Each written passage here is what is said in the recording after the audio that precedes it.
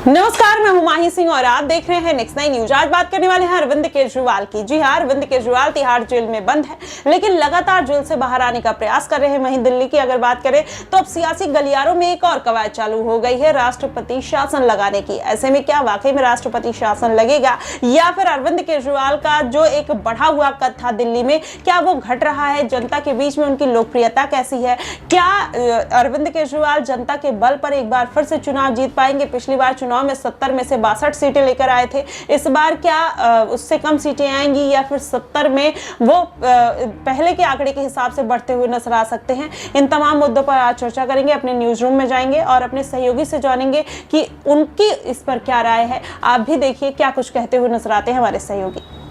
अगला सवाल दिनेश से लेना चाहेंगे। दिनेश, क्या लगता है कि अगर जनता का जनाधार या जनता की परेशानियों को लेकर भारतीय जनता पार्टी इतनी चिंतित है और राष्ट्रपति शासन लगाने की बात कर रही है, तो कहीं ना कहीं ये चुनाव जनता के हाथ में छोड़ देना चाहिए? लोकसभा चुनाव में अरविंद केजरीवाल को एक भी सीट नहीं मिली। इस बार भी अगर केजरीवाल के काम से जनता खुश नहीं होगी तो उनका जवाब तो वो वोट के माध्यम से दे ही देगी। तो उसमें राष्ट्रपति शासन लगाने की कवायद कहाँ से निकल कर आ रही है? क्या जानबूझकर ये मुद्दा उठाया जा रहा है जिससे आम आदमी पार्टी की मुश्किलें बढ़ सके?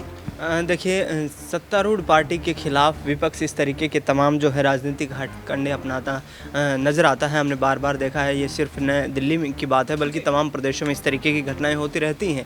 लेकिन आम आदमी पार्टी की सरकार के लिए इस वक्त मुझे नहीं लगता कि दिल्ली में कोई खतरा नज़र आ रहा है, क्योंकि एलजी पावरफुल ज़रूर हैं, लेकिन राष्ट्रपति शासन की मांग उस वक्त होती है जब सरकार अल्पमत में दिखाई देती है। और अभी दिल्ली में विधानसभा चुनाव का ऐलान नहीं हुआ है, तो चुनाव का ऐलान होने के बावजूद तो जिस तरीके से जो फ्लोर टेस्ट है वो सामना करने की नौबत भी नहीं आएगी। और फिलहाल देखा जाए तो आम आदमी पार्टी के तमाम जो विधायक हैं एक सुर में बोलते हुए नज़र आ रहे हैं, आम आदमी पार्टी का सहयोग करते हुए नज़र आ रहे हैं, अरविंद केजरीवाल के लिए न्याय की मांग करते हुए नज़र आ रहे हैं।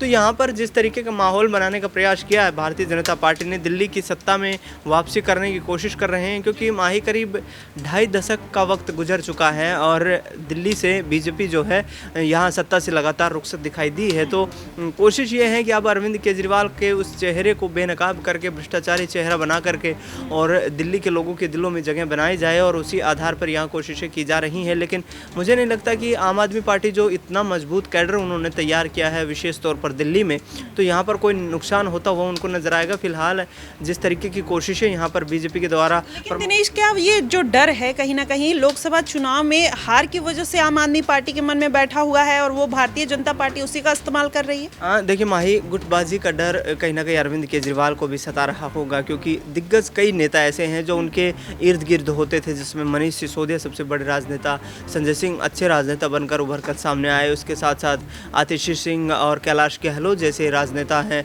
तो कहीं ना कहीं इनके संपर्क में अब इनके जोन में जो विधायक आते हैं वो लगातार इनका सहयोग करते हुए नज़र आते हैं। और अरविंद केजरीवाल इसी चीज़ को लेकर यहाँ पर कहीं ना कहीं भयभीत हैं कि यदि वो अपनी कुर्सी सौंपते हैं किसी दूसरे राजनेता को, तो दिल्ली में आम आदमी पार्टी में टूट देखने को, बिखराव देखने को मिल सकता है।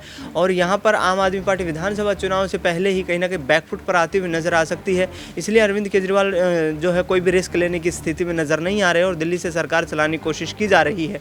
लेकिन पिछले दिनों जिस तरीके से CBI और ED की तरफ से एक याचिका दाखिल की जाती है और एक अपील डाली जाती है सुप्रीम कोर्ट में कि अरविंद केजरीवाल का जो मुलाकात का वक्त है उस मुलाकात के वक्त को घटाया जाए, क्योंकि अपने वकीलों के माध्यम से अरविंद केजरीवाल दिल्ली सरकार के अधिकारियों को तमाम निर्देश जेल से जारी करते हैं और उसी के आधार पर फैसले लेते हुए नजर आते हैं। तो अरविंद केजरीवाल को घेरने की कोशिश जरूर है, लेकिन आपने जिस तरीके से कहा तो यहाँ पर दिग्गज नेता एक दूसरे पर हावी होते जिस तरीके से दिखाई दे रहे हैं, शायद इसी चक्कर में यहाँ पर अरविंद केजरीवाल ने अभी तक किसी को मुख्यमंत्री के चेहरे के लिए यहाँ पर आगे नहीं बढ़ाया है। तो देखा आपने, फिलहाल अभी दिल्ली में इसी तरीके के समीकरण बनते हुए नजर आ रहे हैं। देखना दिलचस्प होगा कि वाकई में क्या अरविंद केजरीवाल जिस दमखम के साथ एक बार फिर से खड़े होने का प्रयास कर रहे हैं, मनीष सिसोदिया 17 महीने के बाद जेल से बाहर आए हैं, जिस तरीके से पार्टी को आगे बढ़ाने का काम कर रहे हैं उसमें कामयाब होंगे या नहीं, ये देखना बेहद दिलचस्प होगा। फिलहाल आपको क्या कुछ लगता है आप हमें कमेंट बॉक्स में जरूर बताइएगा। फिलहाल के लिए बस इतना ही। देश और दुनिया की तमाम खबरों के लिए हमारे साथ बने रहिएगा नेक्स्ट 9 न्यूज पर।